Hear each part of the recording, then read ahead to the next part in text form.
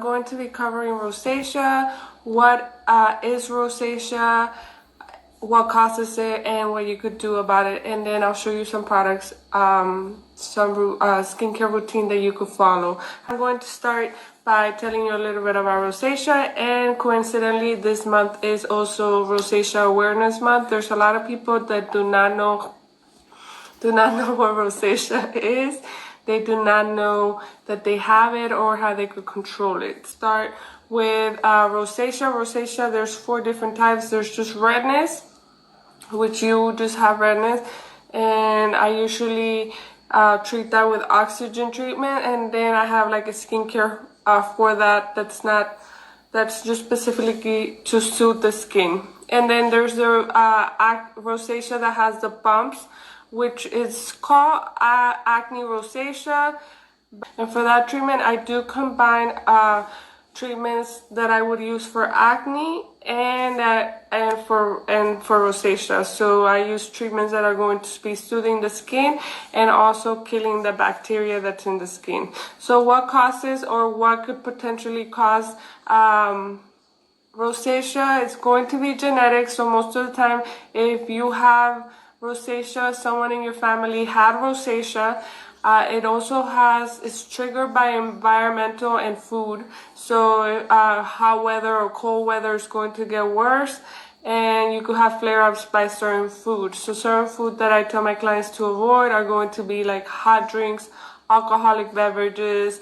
You're also going to want to avoid, I personally recommend that you avoid nightshade foods, which are going to be like tomatoes and peppers and eggplants, and even any hot food is going to trigger it. Alcohol, I think I said alcohol already.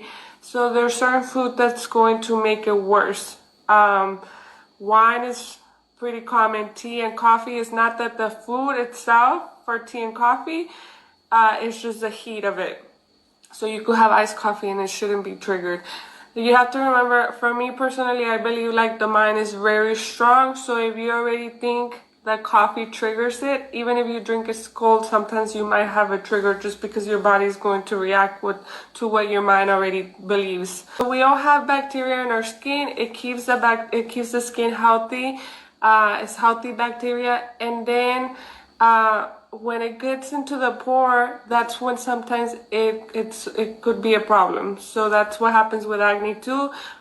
When it gets inside the pore and the pore is clogged, then there's no oxygen. We also have like little mites that help to eat the dead skin on our surface. And with rosacea clients, it has been found that they have an over infestation of them. So that's what my treatment is focused on. It's focused on reducing the redness, reducing the mites, and reducing the bacteria if there's any for that particular skin. The other type of rosacea type is going to be when the nose starts getting really thick and it starts building a lot of keratin. There's so much inflammation in that area that the body wants to protect itself, just like with a scar or with a cut. So it starts building thick layers of protein on your skin, and it's going to harden the nose, and it's going to get like out of shape, deformed. And then there's the type that's in your eyes. I don't work with that type of rosacea. That would be specifically for a doctor. So those are the types of rosaceas that they are for your skincare. So I already covered the food.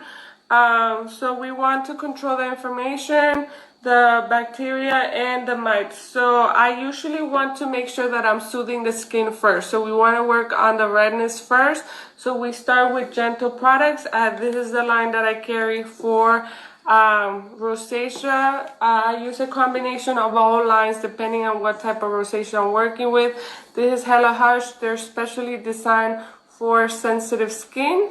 So this is also the line that I work with sensitive skin. So just to talk a little bit about sensitive skin. Sensitive skin still has a little bit of redness. It's easily irritated by products, and a lot of times it's very dry. Sometimes it could be itchy, and it could get like bumps very frequently with certain products.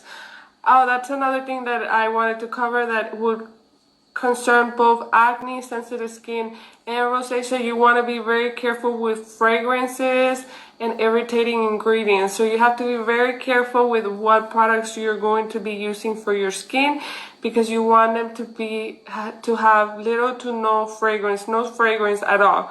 And with your body products as well, your fabric products, so whatever you're sleeping on, you have to remember that you spend 8 hours a night on your sheets. So that's important for acne, for sensitive skin, and rosacea. You want to get fragrance-free products. You probably want to stay away from the fabric softeners because they have a lot of fragrance. So these are things that all those 3 skin types want to take into consideration. So back to the routine, I usually start them with a gentle cleanser once. Depending on the rosacea type, then if they have acne, they're going to need a little bit of exfoliation. So that's when I switch them over, or they have 2 cleansers where they will use one in the morning and one at night, Hela Hush at night, and then switch over to Lyra in the daytime.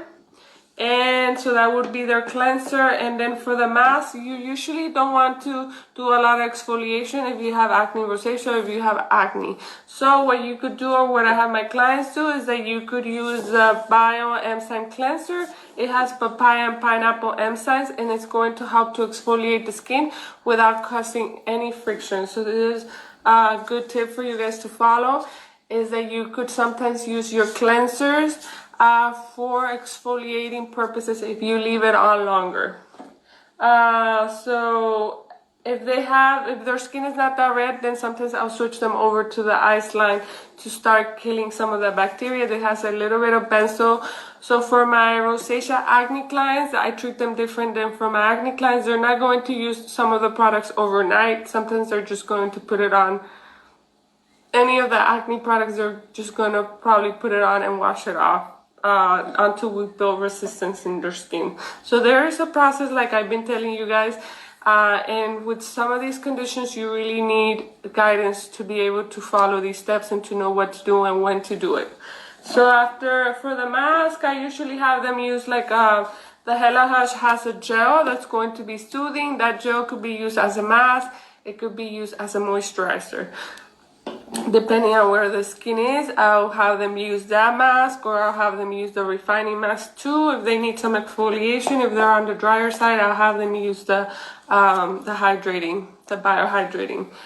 And then for the moisturizers, I start them with the gel, the hydro gel from Hela Hush. I don't have it with me right now. And then sometimes I'll have them use the clarifying treatment too as a mask. Most of my rosacea clients are not able to sleep with this until maybe a month or 2 months after they've been using it for some time, if they're able to sleep with it.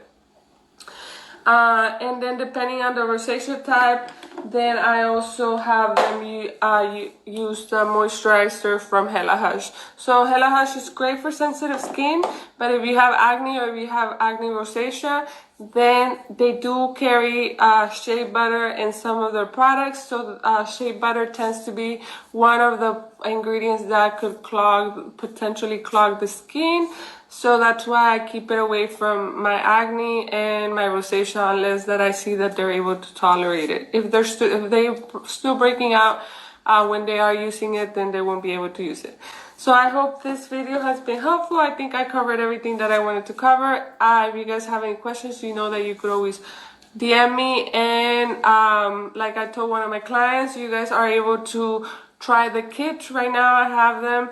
I still have them. I should have more. I should be having more on Monday. So you guys are able to try your full skincare line that I would usually recommend for you guys in a facial form, which is good for about 2 treatments, and then you'll have some products left over to use the remainder of the nights. Thank you so much for joining me today, and have a great day.